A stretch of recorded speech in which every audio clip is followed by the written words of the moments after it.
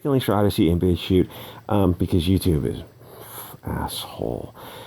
Kevin Smith actually did two cartoons before that I'm aware of. He did the Clerks movie, which was funny as hell, and then he did 7 episodes of a Clerks. I don't know what it was for, but it was like 7 episodes. The first episode didn't land. It just didn't click. It didn't. It just didn't fire on all cylinders.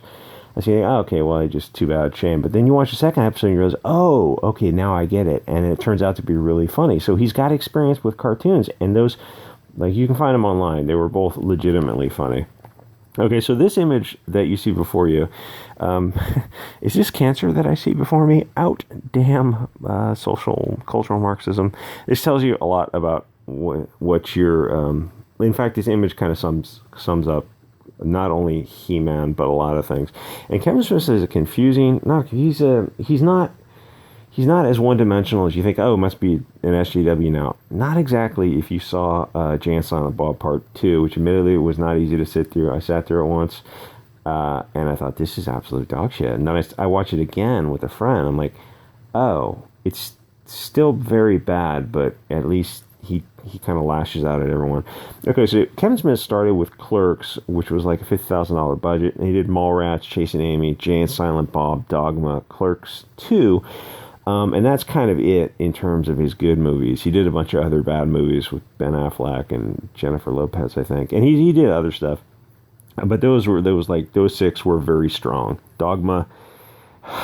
And they're all strong. Dogma is probably his most serious movie.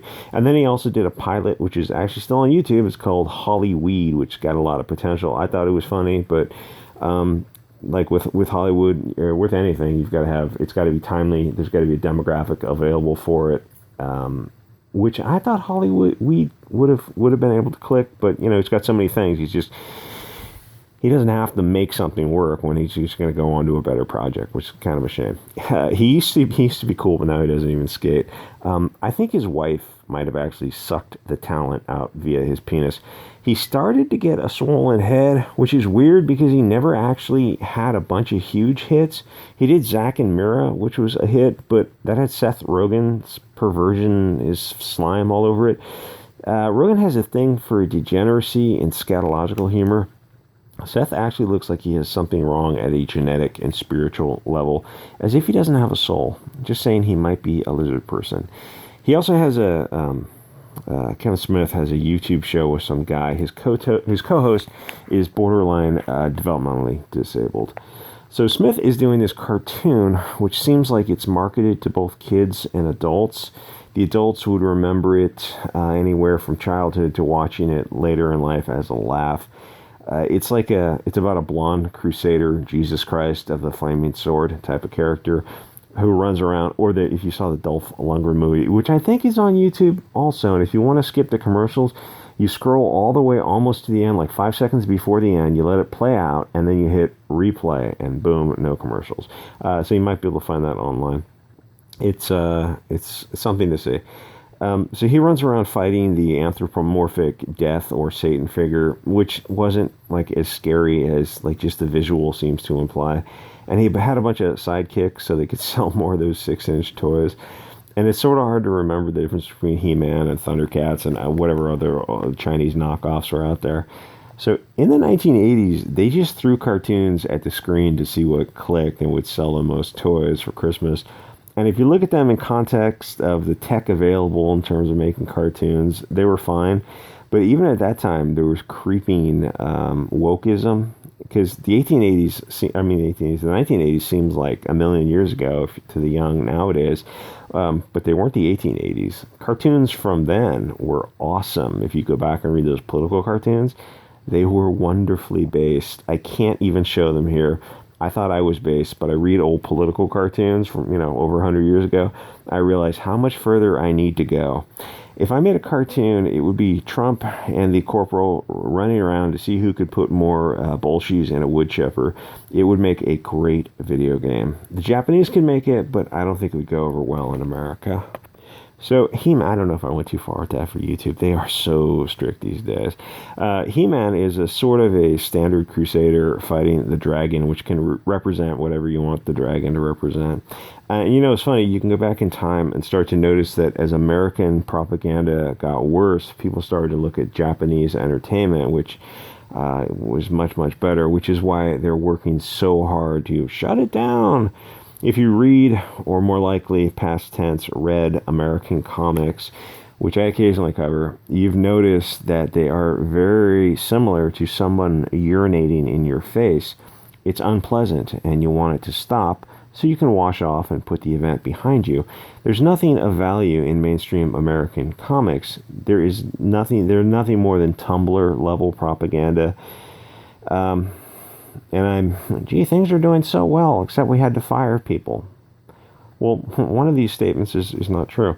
They're trying to do to Japan what they're doing to America in a few different ways. It's not enough for American bullshies to control comics, cartoons, and video games and whatnot, because people will just start vibing on Japanese art.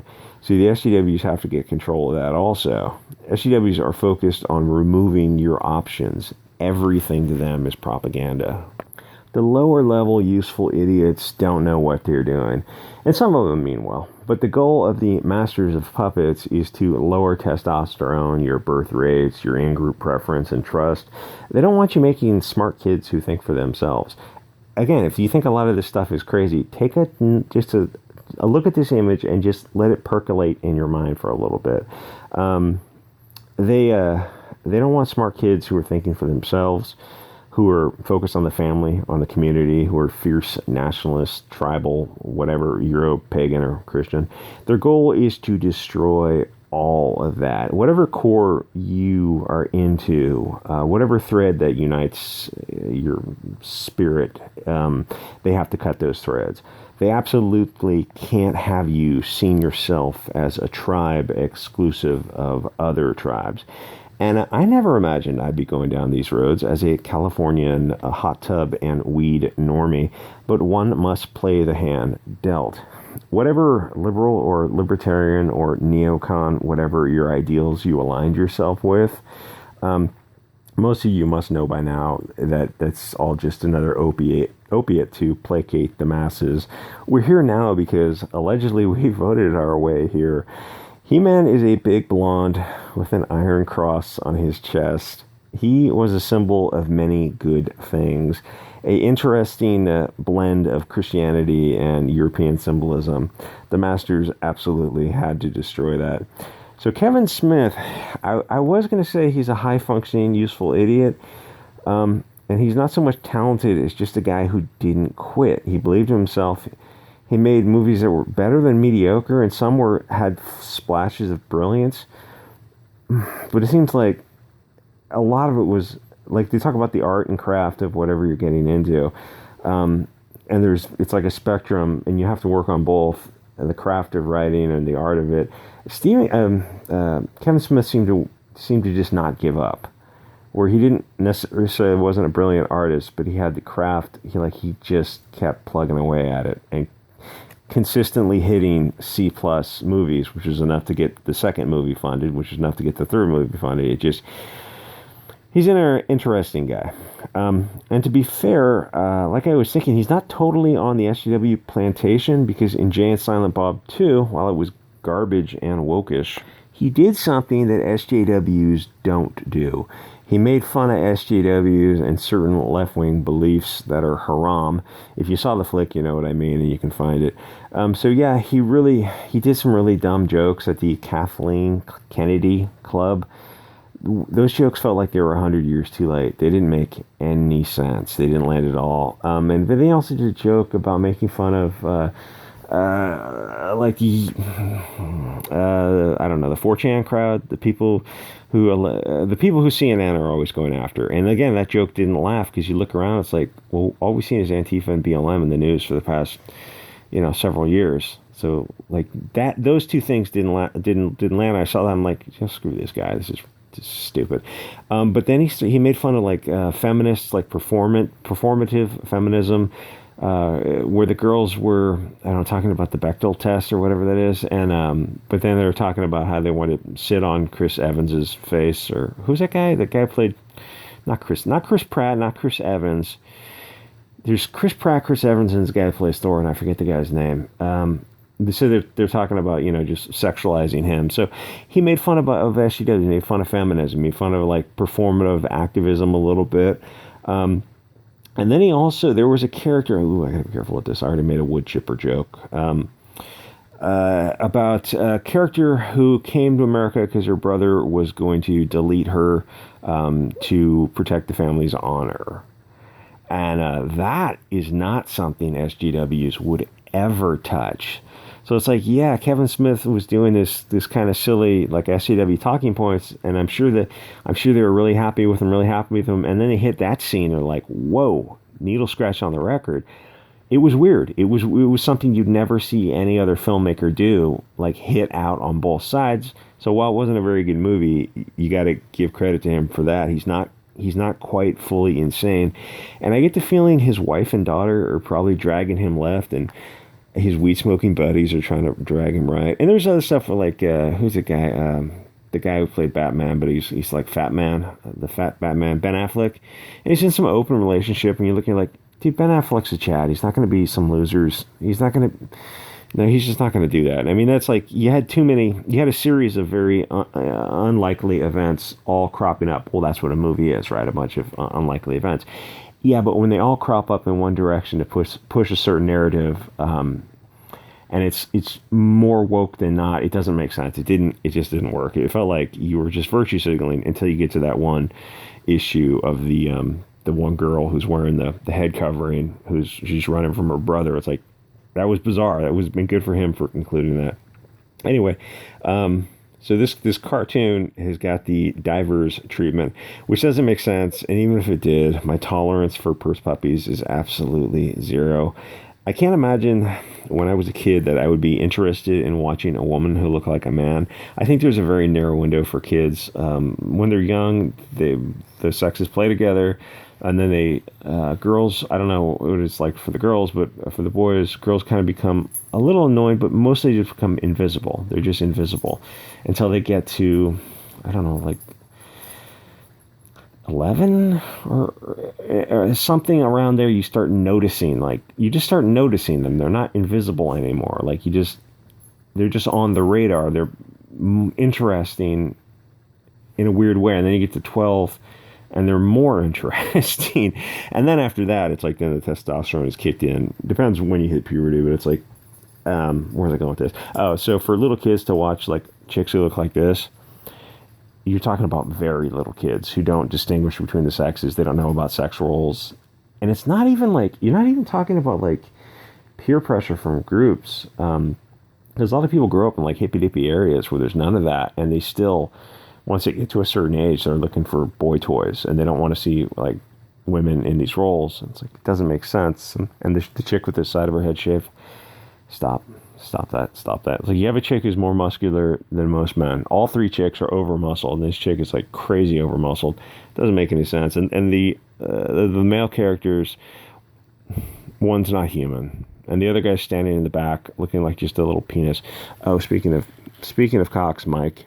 Hey, Mike. What's that? Where's it going with this? My point is, there's a very limited window for little kids to be interested in this, and little girls aren't interested in this at all. We all know this, right? All boys and girls, they're not interested in this. You go, why are you pushing this? Oh, because we need to deconstruct and you're like, those words you're saying, that argument you're making doesn't reach the conclusion that you think it does. It feels like propaganda. No, we're just going to deconstruct sexism, and it feels like propaganda because it is propaganda. Are you perhaps a Bolshevik? Are you a Marxist? Would you call yourself a globalist? Like, yes, obviously this is all coming from one group of people, this insane tribe of leftists who's, at this point, I almost wonder if they're genetically abnormal, brain damage to think like, oh, gee, it hasn't worked for 100 years, but maybe if we try it again, like, are you out of your fucking mind? Open a history book. Start a Go back about 120 years and start reading. Start in Russia and see what they're starting. No, I guess start in Germany. Be careful, buddy. Be careful. So okay, my point is if the only reason you're doing something is diversity and inclusion, then you've just been brainwashed by Bolshevik scumbags. Get rid of the propaganda and tell organic, classic stories. Focus, the way if you want to tell a good story, focus on a story and kind of ask yourself, will it piss off or scare SJWs? And you're going to be headed in the right direction, which I know sounds like, oh, you don't want to just piss them off. It's a kind of a good indicator. If you say something that pisses them off, yeah, you're doing something that's probably going to sell to most people, because they want these classic stories of, they want a classic story of the boy goes off and fights the dragon, and then he falls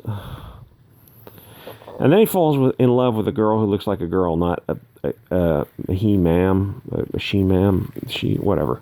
Anyway, like, comment, subscribe. Thanks for the recent donation on coffee. Give till it hurts. No, just kidding, guys. I'll see you on the next episode.